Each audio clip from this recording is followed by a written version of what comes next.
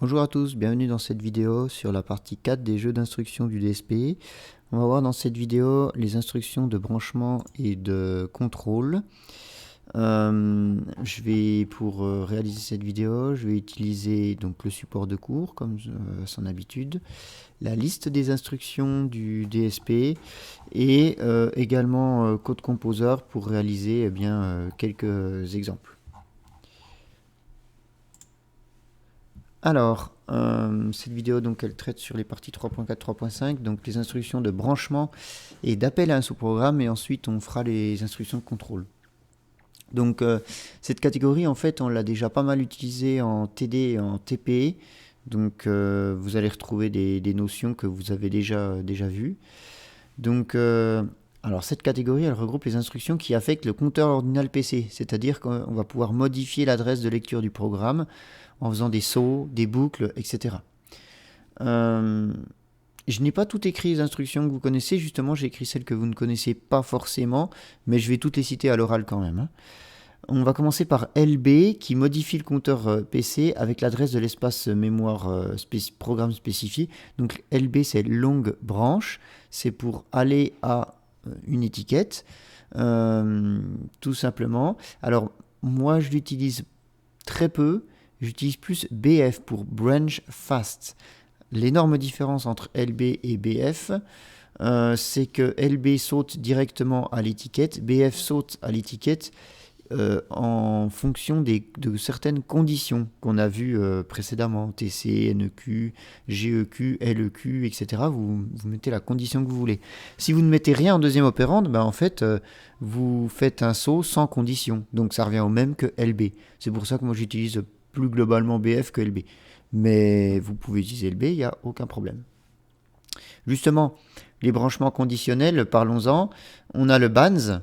Celui-là, on l'a beaucoup utilisé pour faire des compteurs. Ça modifie PC avec l'adresse de l'espace mémoire programme spécifié en opérande, donc l'étiquette, à condition que la deuxième opérande, qui doit être un registre auxiliaire, soit différente de 0.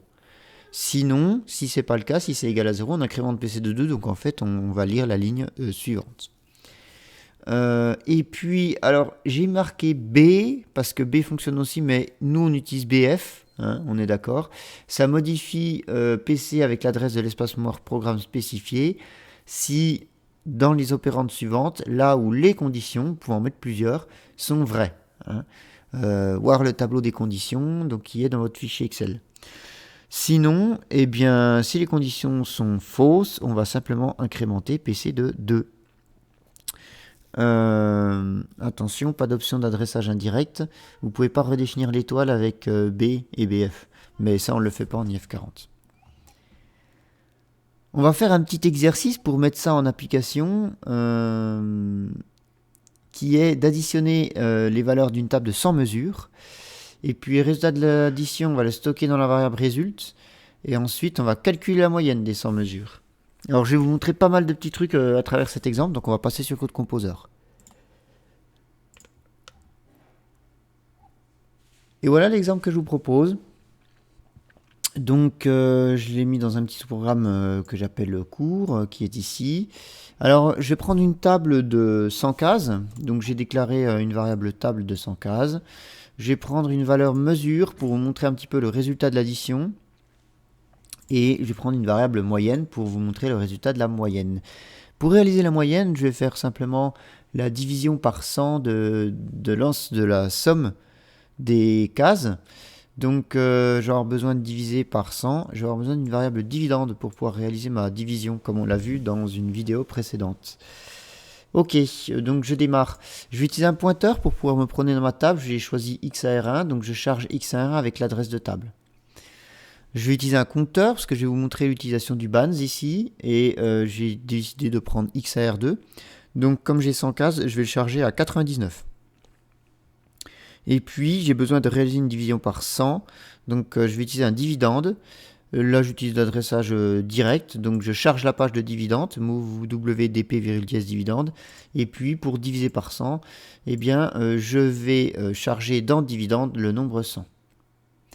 Ok, comment est-ce que je vais faire ça? Tout simplement je vais utiliser l'accumulateur et je vais faire une addition cumulative de toutes les cases. Donc pour démarrer, il faut absolument que mon accumulateur soit vide. Donc je fais un move ACC,0 pour le remettre à 0. Ensuite, j'additionne le contenu de l'accumulateur avec le contenu pointé par XAR1. Ah, petite coquille ici. Et je vais l'incrémenter bien sûr de 1 à chaque fois. Hop. Voilà. Donc je vais l'incrémenter de 1 à chaque fois. Je vais faire un bands avec... donc je vais sauter à boucle add. Boucle add c'est juste au-dessus. Donc pour faire mon addition en cumulé comme ceci. Pour faire une somme. Et je vais boucler à add. Je vais aller à boucle add, pardon, tant que AR2 est différent de 0 et je le décrémente à chaque fois. Donc pour faire 99, 98, etc. Pour faire 100 fois la boucle. Une fois que c'est fait, dans l'accumulateur contient la somme des 100 valeurs.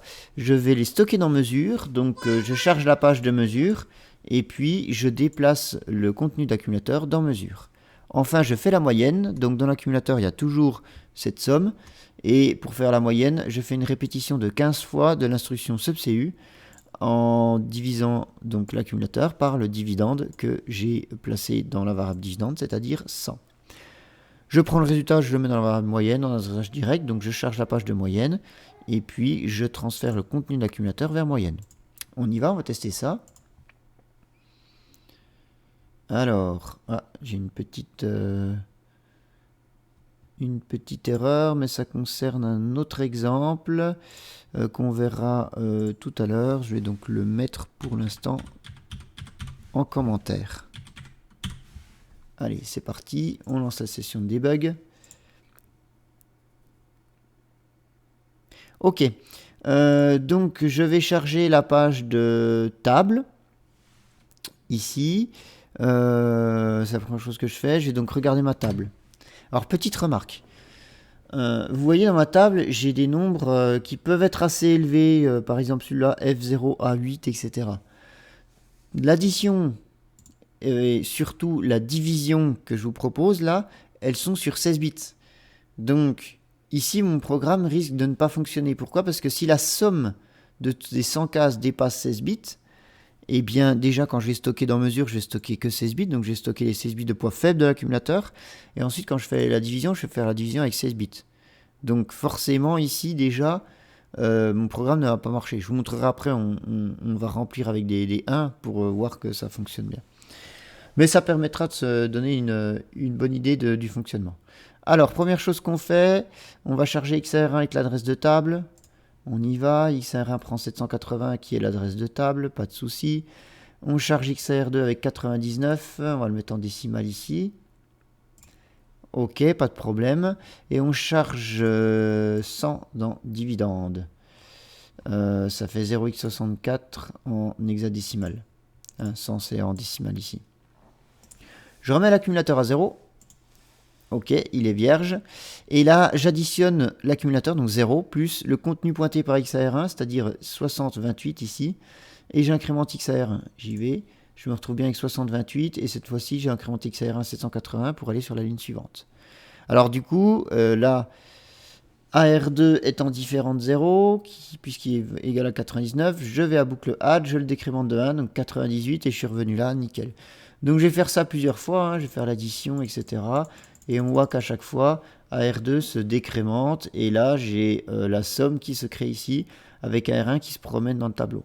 Bon, je ne vais pas cliquer 99 fois ici, ce que je vais faire, c'est que je vais double-cliquer dans la ligne bleue ici, à la ligne 23, qui est la ligne suivant le bands, donc quand j'aurai fini, et je mets run, et hop, voilà, il a fait automatiquement l'addition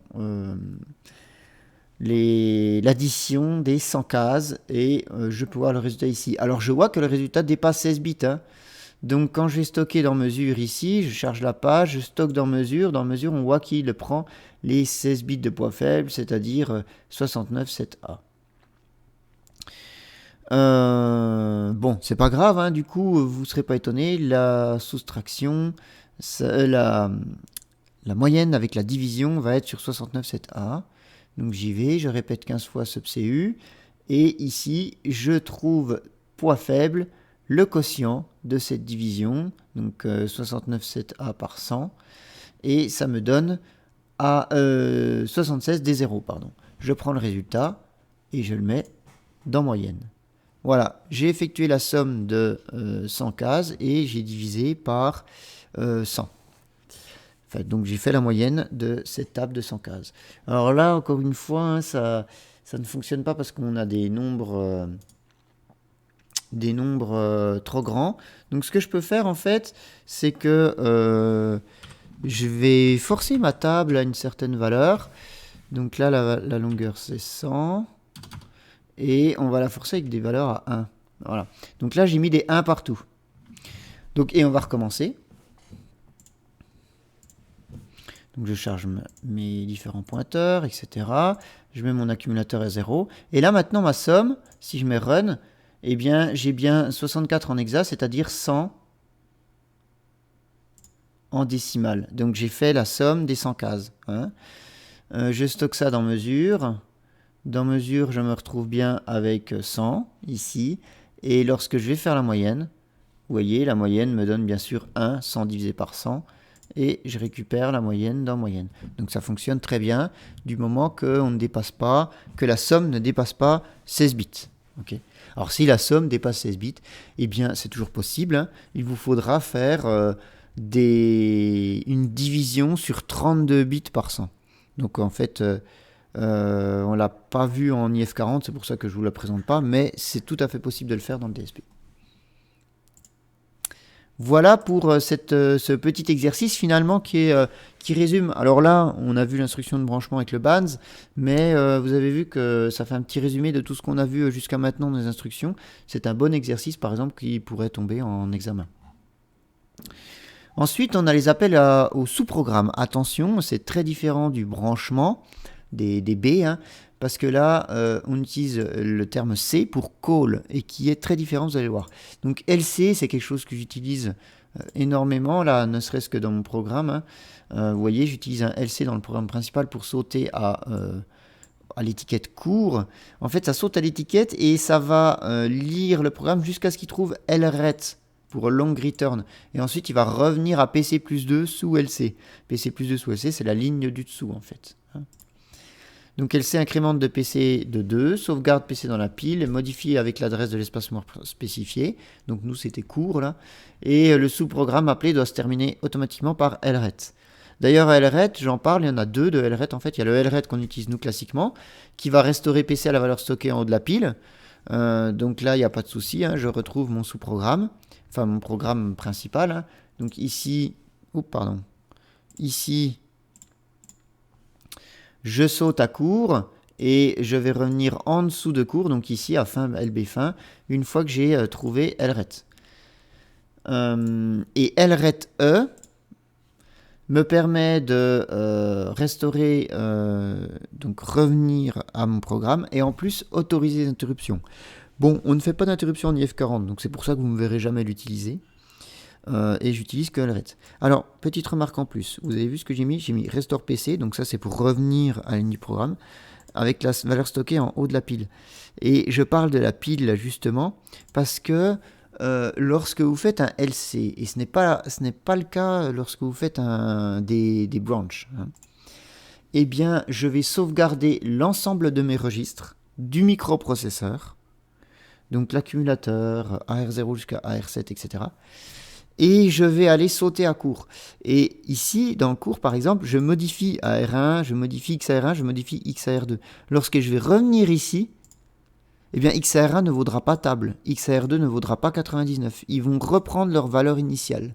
En fait, ça permet de commencer un programme ici, sauter au programme court, pouvoir modifier les registres et les reprendre ceux initiaux quand on revient là. Donc c'est très très différent d'un branch qui lui ne fera pas tout ça. Ensuite, on a un petit... alors, je passe très brièvement là-dessus, mais je voulais quand même vous les expliquer en cours, parce que vous les avez vus, je pense, passer dans différents exemples. Enfin, quand vous regardez, en tout cas, sous le debug, c'est tout ce qui est interruption logicielle. Donc, l'instruction int_r qui fait appel à sous-programme d'interruption. Donc là, on n'a pas besoin de LC, on saute directement avec int_r. IA qui remet tous les flags d'interruption à 0 pour réinitialiser le système. Et trap qui fait appel, ou sous-programme d'interruption trap. Alors ça, on va jamais l'utiliser en IF40. Par contre, trap, vous pouvez être amené entrer dans ce sous-programme. En fait, c'est un sous-programme qui est codé par défaut. Et si vous faites une erreur dans votre programme, si vous plantez dans votre programme, lui, il va sauter à trap en fait. Un sous-programme qui s'appelle trap. Et dedans, il n'y a rien du tout. Mais si jamais vous faites un run et vous stoppez le DSP et vous vous rendez compte que vous n'êtes plus du tout dans une ligne de votre programme, mais que vous êtes dans une ligne où l'étiquette commence par trap, et ben voilà pourquoi. C'est qu'il y a eu un problème. Je ne l'ai pas mis en gras ici. Idle. Cette instruction-là aussi, elle est intéressante, même si on ne va pas l'utiliser. Elle permet de mettre en pause le CPU. Alors attention, c'est différent du debug. Le debug, j'ai un debugger qui est connecté, donc je le mets en pause pour le debug. Mais là, c'est en fonctionnement. Et donc, le but du jeu, c'est bien sûr, on endort le CPU pour pouvoir économiser de la consommation sur la carte. Voilà pour les instructions de branchement. Ensuite, on a les instructions de contrôle. Donc cette catégorie, elle regroupe les instructions qui affectent l'état du CPU. Donc principalement les registres d'état et la pile CPU. Mais comme on n'utilise pas la pile, nous, ça va être uniquement les registres d'état. Alors, il y en a qu'on connaît, clearc et setc, qui permet de mettre à 0 ou mettre à 1 différents registres. Move WDP 16 bits, celui-là on l'a beaucoup utilisé donc pour adressage direct pour pouvoir charger le data pointer. Le NOP également qui ne fait rien du tout. Alors SPM, je ne l'ai pas utilisé, c'est vrai, dans mon exemple sur le multiplier, mais ça permet de configurer le décalage. Vous vous rappelez, quand j'ai présenté le multiplier, j'ai dit qu'on pouvait décaler à gauche et à droite d'un certain nombre de bits lorsqu'on transférait P vers ACC. Donc c'est avec l'instruction SPM qu'on configure ça. Et puis, il y en a 3 qui peuvent nous intéresser. Tbit, tclear, t7. Alors, tbit, qu'est-ce que ça fait?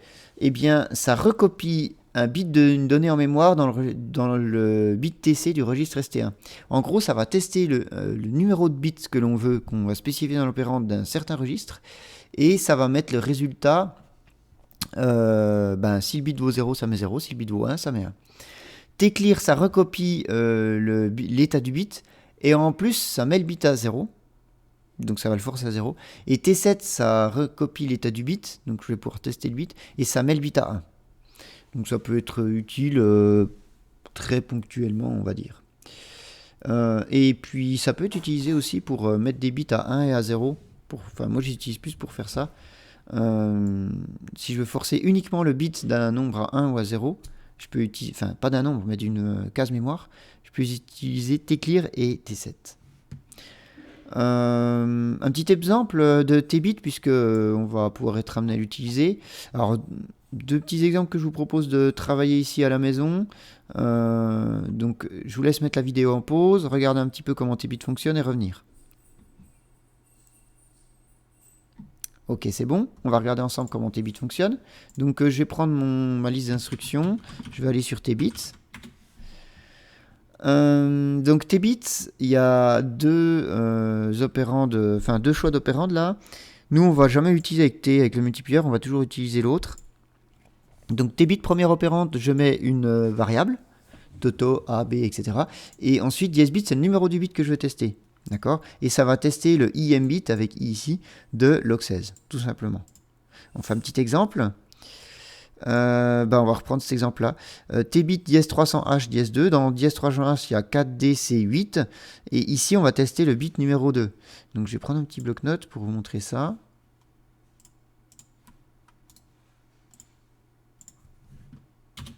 Voilà. Donc, on va tester le bit numéro 2, et en commençant par 0. 0, 1, 2. Donc là, 0x4dc8. Je vais pas mettre tout en binaire. Par contre, je vais mettre le 8 en binaire. Le 8 en binaire, c'est égal à 0b, 1, 0, 0, 0. Ça, c'est le bit 0. Ça, c'est le bit 1. Et ça, c'est le bit 2.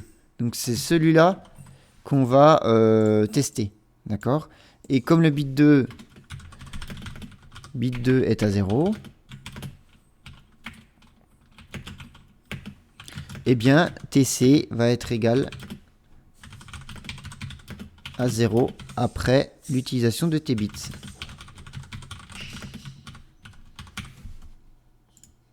Petite coquille ici. Voilà. Tout simplement, tbit va recopier la valeur du bit dans TC. D'accord? Et c'est pas mal, pourquoi? Parce qu'après, TC, on peut l'utiliser avec BF, par exemple, qu'on a vu précédemment. Et du coup, on va pouvoir, si le deuxième bit de ici l'adresse 300H est à 0, alors je fais ça, sinon je fais ça, par exemple. Voilà. Ça marche aussi en adressage indirect, bien sûr. Que vaut AR0 ici? AR0 vaut l'adresse 310H. Je vais à l'adresse 310H. Dedans, il y a 8000. Et je teste le bit 4. Donc le bit 4, il va se trouver ici. 0, 1, 2, 3 pour les premiers. Et c'est le premier bit du quartet ici. Et comme ce premier bit du quartet est à 0, eh bien TC vaudra 0. Un petit exemple pour tester ça. Alors, écrire un sous-programme test qui teste le bit 4 du registre ADSTRL2. Alors, ADSTRL2, comme on n'a pas vu ce que c'était, je vous propose qu'on remplace cet énoncé par, on va tester le bit 4 d'une variable Toto, par exemple. Hein. Hop, on va faire ça. Donc, je vais utiliser une variable de un mot que j'appelle Toto, et voici le petit programme que je vous propose. On va le mettre comme ça. Voilà. Voici ce que je vais faire. Donc j'ai chargé la page de Toto, vu que je vais utiliser l'adressage direct. Je vais faire tbit de @toto, 4 pour tester le 4e bit de Toto. Et voici ce que me demande l'exercice. L'exercice me demande, si le bit est à 1, alors on appelle un sous-programme qu'on appelle calcul. Sinon, on va retourner au programme principal.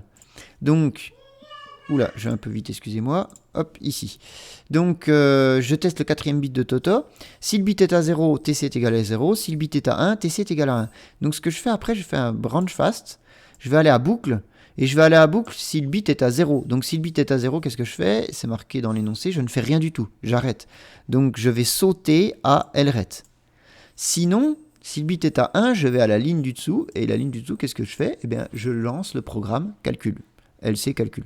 Donc ici, j'ai fait rien du tout. J'ai fait un petit sous-programme qui ne mène à rien. On peut tester ça. Allez, on lance une session de debug. Je l'ai pas appelé. On va l'appeler test Toto comme ça. Hop. On va appeler test Toto. Du coup, je termine ma session, je rebuild et je relance une session de debug. Donc j'appelle le programme test Toto. On y va.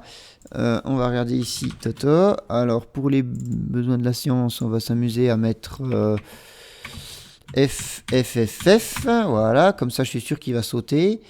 Donc on charge la page de Toto et on teste le bit 4 de Toto. Hop, on va aller voir TC qui est dans ST0. TC pour le moment est à 0. Hein, Toto il y a FFFF, donc le bit 4, ici il va être à 1. Donc regardez bien, hop, TC est mis à 1. Ensuite je fais brancher à boucle si NTC. NTC, là, il est à 0, puisque c'est TC qui est égal à 1. Donc, je ne vais pas aller à boucle, je vais aller à calcul, je fais mon LC, je reviens, et il va à la ligne d'en dessous, et il remonte, et il a terminé. Voilà pour ce petit exemple. Ensuite, brièvement, je vais être très bref là-dessus, parce que c'est pareil, on ne va pas l'utiliser. Deux petites instructions qui permettent de manipuler la pile CPU. La pile CPU va vous permettre de sauvegarder l'état des registres internes du microprocesseur avant de sauter dans un sous-programme, par exemple un LC. Seulement, c'est fait automatiquement quand vous faites LC, donc vous n'avez pas besoin de le faire en fait. Push qui permet de mettre quelque chose dans la pile. Pop qui permet de restaurer quelque chose dans la pile.